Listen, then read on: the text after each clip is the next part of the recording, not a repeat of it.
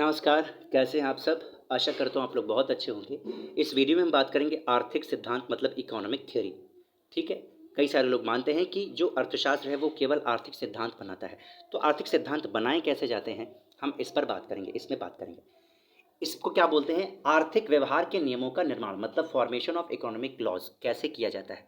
सबसे पहले समझ लेते हैं आर्थिक सिद्धांत आखिर होते क्या है, मतलब क्या होता है। देखिए, आर्थिक सिद्धांत से अभिप्राय किसी आर्थिक घटना के कारणों की व्याख्या से है। तो यहाँ पर कर्म नहीं होगा, यहाँ पर कारणों होगा, यह थोड़ा ध्यान रखिएगा। कारणों कारणों की व्याख्या से है। आर्थिक सिद्धांत का संबंध क्यों से है, आखिर क्यों होता है। Economic theory attempts explain why. आर्थिक सिद्धांतों की रचना मानवीय व्यवहार का अध्ययन, पूर्वानुमान, अवलोकन तथा विश्लेषण करके की जाती है।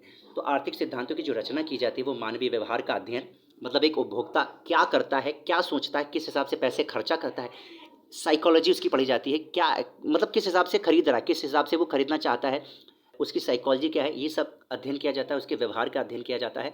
पूर्वानुमान लगाया जाता है कि शायद ऐसा हो सकता है। ठीक है? अवलोकन किया जाता है, उसके बाद विश्लेषण किया जाता है और अंततः सिद्धांत बना दिया जाता है। अभी हम एक पूरा एक फ्लो चार्ट देखेंगे जिससे हमें बिल्कुल समझ में आ जाएगा। सबसे पहले जान लीजिए कि आर्थिक सिद्धांत जो हैं उसमें 5 हम अवस्थाओं से गुजरते हैं, तब जाके सिद्धांत बनता है। जिसमें सबसे पहले है समस्या का चुनाव यानी चॉइस ऑफ प्रॉब्लम। जैसे मांग के नियम को ले लें तो इसमें हम क्या करते हैं, समस्या का चुनाव करते हैं। उसके बाद हम जैसे इसमें क्या करेंगे, हम उपभोक्ता के व्यवहार का अध्ययन करेंगे, मांग को प्रभावित करने वाले जो घटक हैं उनको अध्ययन करेंगे, जैसे और इसके अलावा जो अन्य भी जो घटक हैं, फैक्टर्स हैं, उनका अध्ययन करेंगे कि मांग के नियम पर क्या प्रभाव पड़ेगा। जैसे जनसंख्या हो गया, उत्पादन हो गया, रुचि हो गया, फैशन हो गया इत्यादि। इनका भी तो अध्ययन करेंगे क्योंकि मांग के नियम में ये इनका बहुत योगदान होता है, ये बहुत फर्क डालते हैं इस पर। ठीक है? दूसरे नंबर पे आता है तथ्यों का अवलोकन यानी ऑब्जर्वेशन ऑफ फैक्ट्स। उसके बाद हम ऑब्जर्व करेंगे कि ये तथ्य क्या बता रहे हैं। अब ऑब्जर्व करने के दो तरीके हैं। एक होता है एक्सपेरिमेंट्स जो साइंस वगैरह में होते हैं, आप जानते हैं लैब साइंस वगैरह में। तो अर्थशास्त्र में एक्सपेरिमेंट तो नहीं हो सकता है। ठीक है? लेकिन दूसरा तरीका है अर्थशास्त्र में जिसका यूज करके हम निष्कर्ष निकालते हैं, आर्थिक नियम बनाते हैं, वो है स्टैटिस्टिक्स मतलब सांख्यिकी का यूज करके हम आर्थिक नियम बनाते हैं। क्योंकि एक्सपेरिमेंट्स है हो ही नहीं सकता, अर्थशास्त्र में कैसे हो सकता है एक्सपेरिमेंट। ठीक है? तीसरा है मान्यताएं मतलब अजम्पशंस। अब कुछ मान्यताएं अर्थशास्त्र में माननी पड़ती हैं क्योंकि आप जानते हैं ये प्योर साइंस नहीं होता है। जैसे कि आय हो गया, स्थान हो गया, समय, रुचि, फैशन आदि घटक जिनसे मानवीय व्यवहार प्रभावित होता है। क्योंकि मानवीय व्यवहार जो होता है, मैंने आपको बताया था शुरुआत में कि ये कोई एटम नहीं है, तत्व नहीं है। ठीक है?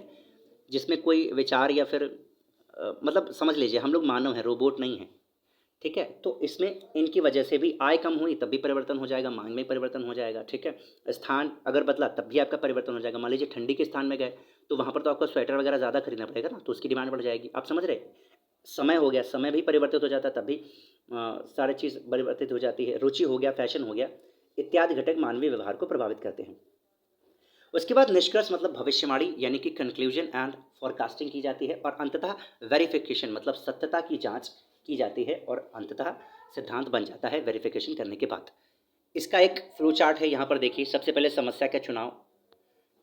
पहले यहाँ पर समस्या को चुनाव किया जाता है मतलब चॉइस ऑफ प्रॉब्लम। उसके बाद तथ्यों का अवलोकन मतलब ऑब्जर्वेशन ऑफ फैक्ट्स किया जाता है। उसके बाद एजम्पशंस मान्यताएं उसकी लगाई जाती हैं। निष्कर्ष और भविष्यवाणी कंक्लूजन एंड फोरकास्टिंग की जाती है और अंत में वेरिफिकेशन करके वो सिद्धांत बन जाता है। तो आई होप आपको आज का वीडियो ठीक लगा होगा, अच्छा लगा होगा।